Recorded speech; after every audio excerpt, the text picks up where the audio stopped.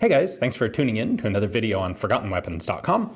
I'm Ian McCollum, and I'm here today at Morphy's with a very cool Johnson light machine gun and also a backpack for a Johnson light machine gun. And this is actually what I want to talk about today. I have a previous video on the machine gun itself.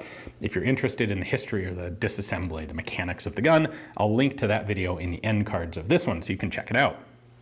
The Johnson was issued in limited numbers to U.S. forces during World War II. It went to Paramarines, it went to some of the Marine Raiders, it went to the first Special Service Force that used them in Italy. And pretty much everywhere they went, they were really well liked. This was a lot of portable, relatively compact firepower, much lighter than a BAR. However, there wasn't really any web gear that was issued to go along with the guns. There were a few bits and pieces here, but really not much. Now, the magazine for the Johnson LMG looks pretty big. This is actually only a 20-round magazine. It's a single stack mag. It's not quite unique. There are a few other guns like the Madsen and the Mexican Mendoza that have similar magazines to this, but it's a little bit different than most of what the US was using.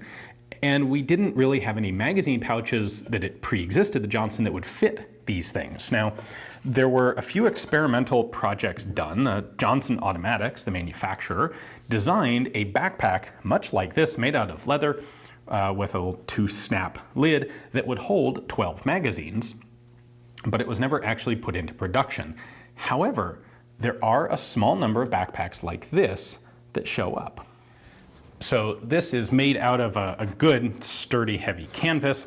It's got leather corners sewn onto it as reinforcing, although one of them has come off and is gone.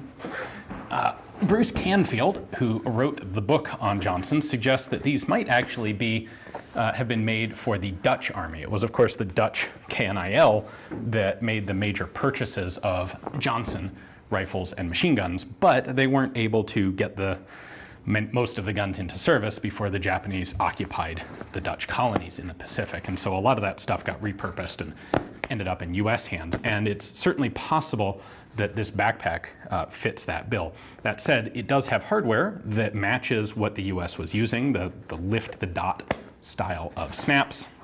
And on the back, we have a pretty standard set of shoulder straps. So these would attach to a sort of standard US type of web belt.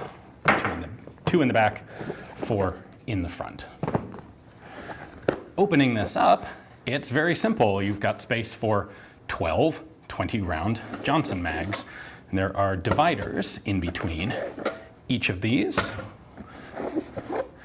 So you're not carrying anything else in this backpack. That is, the magazines are long enough that that's full depth in there, but that gives you 240 rounds in the backpack ready to go. This is something the gunner could carry. In particular, if we extrapolate from, well, World War I, the French, for the Chauchat, which had similarly awkward magazines to deal with, they designed a couple sets of backpacks, and the idea was the gunner would wear the backpack, the assistant gunner would actually pull mags out from it to help feed the gun. But, you know, doctrine varies, and this is something that could be worn by the assistant gunner just as well.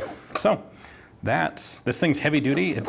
It's pretty heavy. Even with empty magazines, it would weigh quite a lot when fully loaded, but that's always the deal with carrying machine gun ammunition.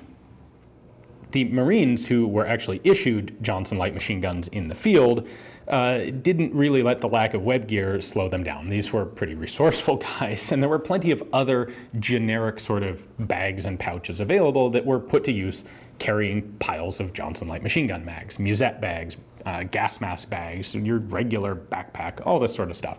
Whatever you could cram some magazines into would work. But I think it's an interesting oversight, I suppose, in U.S. ordnance during World War II that there never really was any official web gear made specifically to fit magazines for the Johnson. So these guys are extremely rare today, so I thought this would be a good opportunity to get a look at one and show it to you guys. Hopefully you enjoyed the video. Thanks for watching.